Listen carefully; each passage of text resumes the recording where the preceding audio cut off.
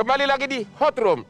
Berikut ini kita akan melihat grafis daftar aset Indra Kents yang disita oleh Mabes Polri. Mobil listrik Tesla, Rolls Royce 9M, Lamborghini, Huracan, waduh sama dengan mobil saya. Supra, apa ini? Toyota Supra. Rumah di Sumatera Utara 6M, rumah di Medan. Ini di mana ini? Di Alam Sutra 20 miliar. Apartemen di Medan. Ya, rekening milik Indra Kents, miliaran rupiah. Kok nggak ada tas Hermes, tas Louis Vuitton? Ini gimana Pak ini? Pak, ini tanya kepada Pak polisi nih. Ya. Ini yang disita. Ya. Boleh tahu nggak? Yang disita ini sekarang di mana semua? Rolls Royce-nya, Lambonya, uangnya. Berapa total uangnya yang disita? Boleh tahu nggak? Baik Bang Hotman, jadi sebagian yang telah disampaikan itu telah dilakukan penyitaan. Ya. Dan beberapa dalam waktu dekat ini akan dilakukan penyitaan. Dalam waktu udah disita atau belum? Ya, belum. Ada yang belum, tapi sebagian tadi sudah. Yang sudah disita benar fisiknya apa? Tadi ada satu mobil Tesla warna biru itu sudah dilakukan. Tesla itu nggak terlalu mahal. Kemudian yang Lamborghini segala macam ini itu dalam waktu dekat nanti akan diekspos kembali oleh penyidik. Tapi belum disita? Belum. Oh. Tapi ntar keburu dijual lagi. Enggak, sudah ada yang jaga. Sudah ada yang jaga. Ya, apa lagi? Lamborghini, apa lagi? Kemudian ini bukti transfer, kemudian rekap deposit dan penarik. Berapa total depositnya? Yang kira-kira berapa? Di sini baru didata 30 miliaran saja. 30 miliar mah kecil, ya. Pak. Masih berarti masih banyak yang belum dapat. Masih berproses di Bang Hotman. Oke. Artinya belum selesai. Oh, belum selesai. Belum selesai. Pendalaman oleh penyidik masih terus berlangsung. Di medsos dia begitu royalnya kasih belanja. Betul. Untuk itu pacarnya atau istrinya? Pacarnya ya? Jadi Bang Hotman baru kemarin pacarnya dilakukan pemeriksaan. Oke. Dan memang dari penelusuran memang baru ada dana yang disalurkan, jadi kemungkinan penyaluran itu tidak melalui transfer. Cash? Kemungkinan seperti itu, karena dari aliran dana ke pacarnya itu hanya 10 juta. 10 juta rupiah? Ya. Aduh, nggak mungkin dong. Kan dia tas nggak disita itu tasnya, Herminya, cincin berlian. Nggak ada, belum disita? Belum Bang Hotman. Kenapa begitu lambat Pak? Kita masih melakukan proses yang lain Bang Hotman. Oh begitu? Ya, kemarin itu yang dipanggil adalah kekasihnya atau pacarnya. Kekasihnya satu atau dua? Satu. Cuma satu? Ya, yang dipanggil satu. Oh, yang satu. Kemudian orang tua kekasihnya. Orang tua gimana? Tapi kemarin dari kuasa hukumnya mengatakan kondisi yang bersangkutan sakit, sehingga nanti ketika sudah pulih baru akan datang untuk dilakukan pemeriksaan kembali. Oh begitu? Ya.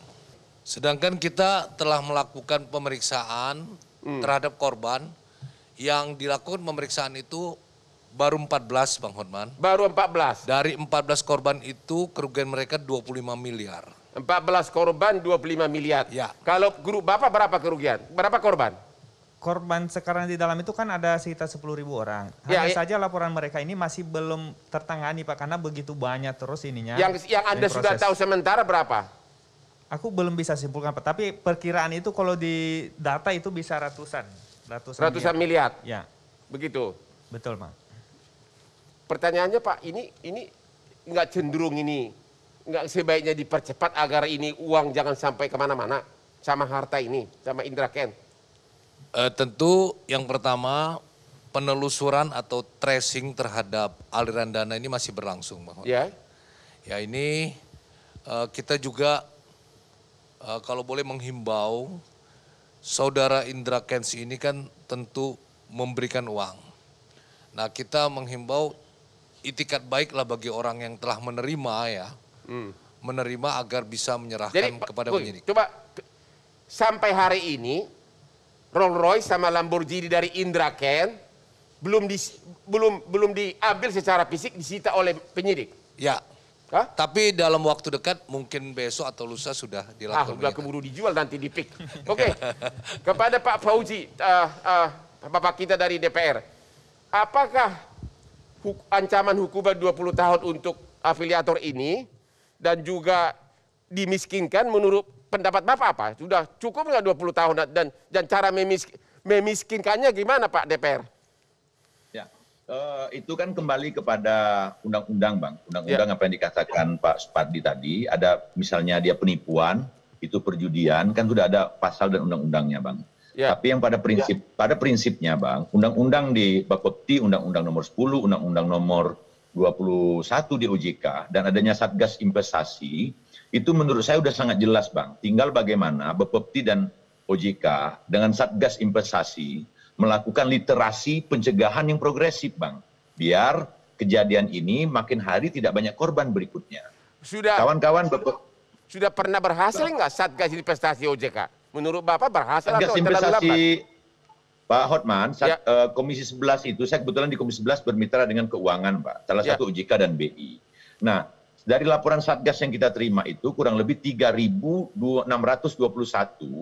Fintech, Bang, Fintech dan pinjaman online yang berizin di OJK itu sudah dilakukan pembekuan. Sedangkan untuk yang namanya komoditas berjangka, perdagangan berjangka dan komoditas itu adanya di Bapepti, Bang. Nah, menurut saya undang-undangnya sudah jelas, gitu loh. Payung hukumnya sudah jelas. Apa yang dikatakan Pak Bardi, tinggal bagaimana pencegahan dan literasi. Nah, berapa hukumannya 4 tahun, 20 tahun, bahkan hukuman mati? Itu ada di pihak kepolisian. Menurut Bapak apa yang terjadi? Undang-undangnya jelas, hukumannya jelas. Tapi investasi bodong dalam beberapa tahun ini terus saja meningkat. Apa yang harus dibenahi Pak DPR?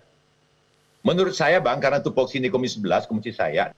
Pertama menurut saya adalah sumber daya manusianya. Dan mereka harus melakukan progresif literasi. Maksud Bapak sumber daya manusia dari Satgas OJK perlu dibenahi?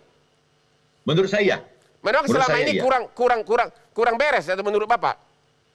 Bukan. Kalau sekarang, Bang, Satgas itu berstandar kerja standar, Mas. Kerja-kerja yang standar tidak melakukan literasi yang jelas, pencegahan yang progresif, harusnya bisa mendeteksi dini. Kemajuan teknologi ini yang sekarang dilakukan oleh para influencer ini, Bimomo, ataupun Forex dan seterusnya tadi, itu kan sangat luar biasa. Ada undang-undang, gitu kan, keterbatasan undang-undang, Bang. Undang-undang yang mengatur itu belum ada kejelasan undang-undangnya, Bang. Undang-undang yang mengatur tentang perdagangan kripto, undang-undang yang mengatur perdagangan berjangka itu harus mendapat izin dan restu dari Bapepti. Pimjek dan Pimjol itu dilakukan izinnya oleh OJK. Nah, mereka ini ada sekarang Satgas Waspada Investasi. Ada ke-12 kementerian dan lembaga yang ada di situ. Mereka bisa melakukan penutupan, mereka bisa melakukan pencegahan, mereka melakukan penyidikan, mereka juga bisa melakukan hukuman yang seberat-beratnya sesuai dengan undang-undang. Tapi kenyataannya apa yang mereka lakukan? Ternyata enggak. Sampai hari ini belum ada investasi bodong yang besar yang divonis berat hukumannya. Pak Supardi benar ya? Sampai hari ini belum ada investasi bodong yang divonis dengan hukuman berat. Padahal sudah triliunan. Ya, memang relatif masih belum mampu menimbulkan efek jera terhadap... Yang belum mampu siapa? Ya, dari sisi hukumannya. Buktinya kalau kemudian ada efek jera maka masyarakat tidak akan ikut praktek-praktek seperti tadi itu. Ini menjadi koreksi penegak hukum. Bagaimana kemudian hukuman yang diterapkan pada pelaku-pelaku yang melakukan perdagangan investasi bodong tadi itu betul-betul memberatkan sehingga tidak terulang lagi di masa-masa yang akan datang gitu. Begitu. Tapi Pak DPR merekomendasikan Satgas OJK perlu dibenahi, Pak ya, agar walaupun sudah ada Satgas tapi dalam 5 tahun terakhir ini investasi bodong banyak terus meningkat terus. Bapak setuju itu? Saya setuju sekali, Bang, kalau dilakukan pembenahan. Apa yang disampaikan tadi oleh kawan-kawan sebelumnya. Pertama literasi, Bang. Siapapun yang mau melakukan komoditas berjangka maupun investasi, Pimjek, Pimtol, itu mendapat lisensi dari OJK dan mendapat lisensi dari Bapepti. Nah, kita, Bang, jujur mengatakan apa yang disampaikan korban tadi itu kan tergiur dengan sesaat. Misalnya, memamerkan kekayaan, mensimulasi keuntungan, padahal itu semuanya fiktif. Dan saya yakin OJK dan kawan-kawan Bapepti sebagian tahu, Bang, hal-hal seperti itu. Nah, makanya kita minta dilakukan literasi yang progresif dan pencegahan yang progresif. Bapak mengatakan memang benar bahwa kerja Satgas OJK ini sangat belum efektif. Yes or no? Yes, Pak. Terima kasih. Yes. Kita istirahat dulu setelah yang berikut ini.